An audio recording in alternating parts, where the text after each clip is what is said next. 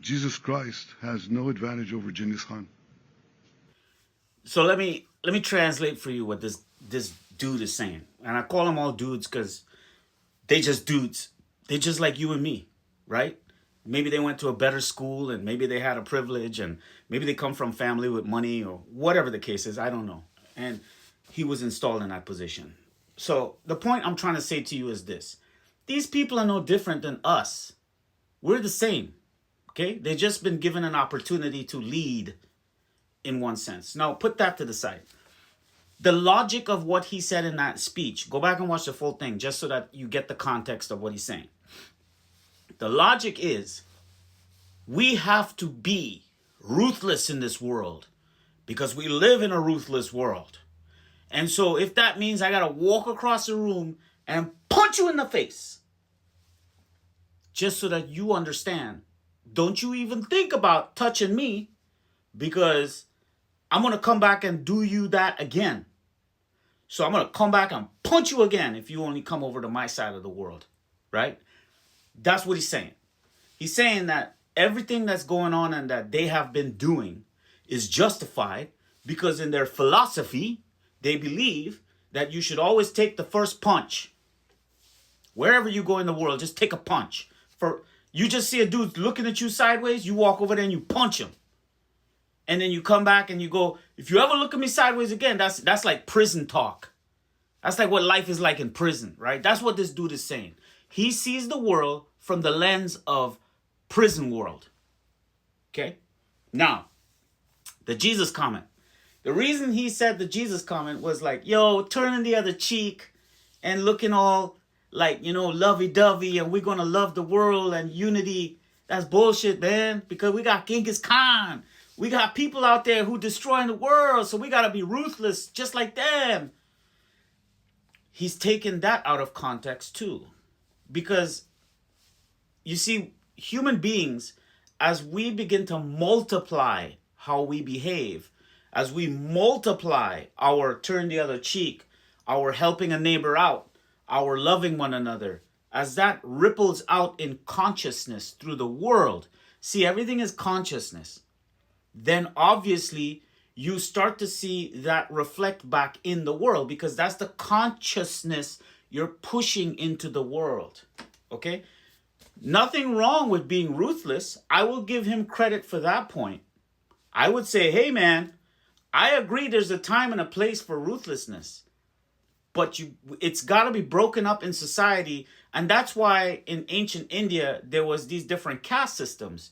You had your warrior caste, you had your business caste, in the ancient world, it was understood everybody had their job, right? Because they knew that if we were attacked, this group had to deal with that, and so on and so on. So it's a very complex and nuanced thing, I understand. But it wasn't right that he said what he said in terms of trying to say that Christ-like behavior has no place in this world. That's what that man is telling you. Christ-like behavior has no place in this world that we live in.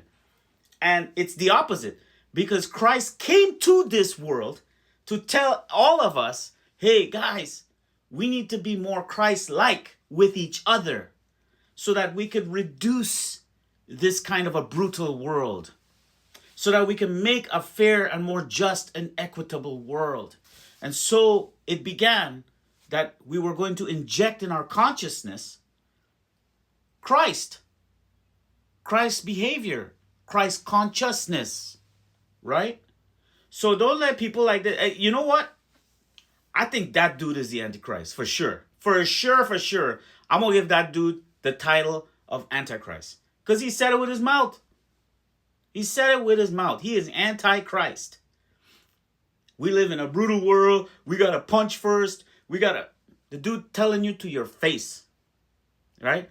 So my only hope is that when you seeing all this lunacy, all this madness on television, all these press conferences, can you just be a human being and just be awake and be conscious that these people don't give a shit about any of us?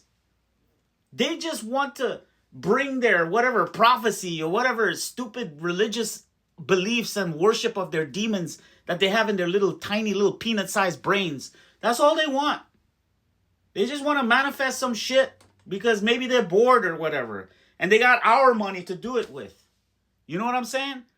Like, don't let these people push us around, man. Like, let's live our lives. Let's make farms. Let's grow food. Let's love each other. Let's be Christ-like with each other. Despite what these people saying, man. And when it's time to deal with them, God will deal with them. I trust in that. Because you can't stop time. And you can't stop the universe. Those things will always catch up to people who talk that way. People like that who have no concept of what the eternal vastness of this universe is. The infinity of it. They can't even fathom it. So they live in that world of the things he just said. They live in that tiny little peanut-sized sand grain space because they don't know. They haven't experienced anything. I'm sure this dude's never done ayahuasca. Probably never even smoked some weed. I don't know, man. I can't tell you how these people think, but they think really, in my mind, from my personality, unless they know something we don't know, unless they're hiding something, in my personal opinion, I think these people are dumb and stupid and lack intelligence.